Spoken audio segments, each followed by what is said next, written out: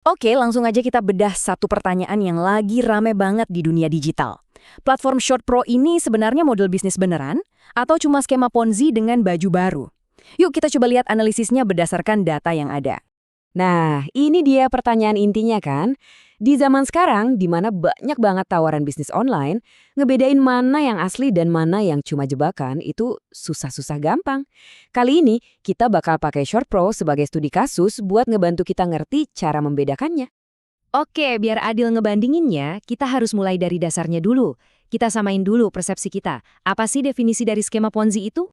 Jadi, coba perhatiin ya, ada 3 poin kuncinya di sini. Pertama, ilegal. Kedua, sumber uangnya itu dari rekrutmen anggota baru buat bayar anggota yang lebih dulu gabung. Dan yang ketiga, ini yang paling penting, biasanya nggak ada produk atau layanan yang beneran dijual. Nah, ini fondasi kita buat analisis ke depan. Sekarang, kita masuk ke pembeda pertama yang paling kelihatan, soal produk. Apakah ada sesuatu yang beneran dijual di sini? Nah, lihat deh perbedaannya. Kontras banget kan? Di satu sisi, skema Ponzi itu seringnya cuma jualan mimpi, janji keuntungan doang. Tapi di sisi lain, menurut analisis ini, Short Pro itu punya produk digital yang spesifik. Pertanyaannya, produk apa sih? Ternyata produknya itu adalah akses VIP. Kalau Anda pernah langganan YouTube Premium atau WeTV, nah konsepnya mirip-mirip kayak gitu. Fiturnya juga jelas, bisa nonton tanpa iklan, semua episode langsung kebuka, dapat konten eksklusif, sampai kualitas video 4K. Jadi menurut argumen ini, ada layanan digital nyata yang ditawarkan ke pengguna. Oke, produknya katanya ada. Tapi pertanyaan yang lebih penting lagi, duitnya datang dari mana? Ini nih yang paling krusial. Coba kita lihat tabel ini bareng-bareng. Ada 3 perbedaan utama. Di kolom Short Pro, deposit diklaim bisa kembali 100%. Terus, ini bukan investasi, jadi nggak ada janji profit yang tetap. Nah, poin yang paling menarik adalah sumber penghasilannya, yang disebut berasal dari aktivitas nyata, bukan dari uang anggota baru. Apaan tuh aktivitas nyata? Nah, ini dia yang dimaksud aktivitas nyata menurut analisisnya. Jadi pendapatannya itu dari macam-macam.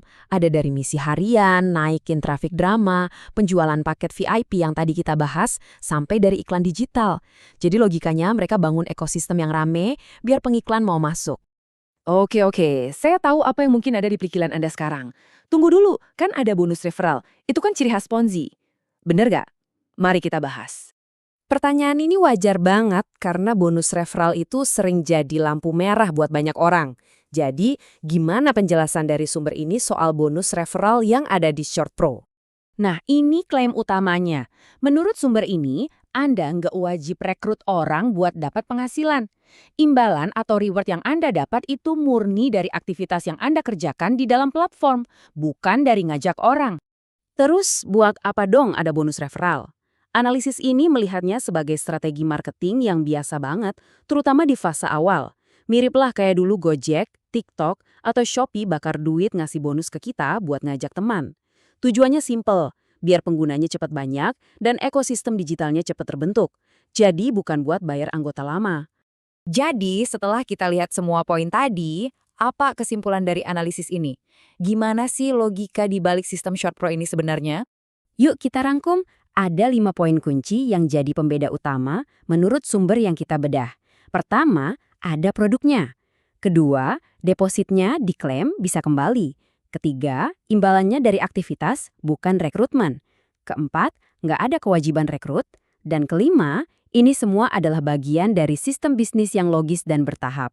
Kutipan ini yang katanya diambil dari salah satu pengguna, kayaknya pas banget ya buat merangkum sentimen dari analisis ini.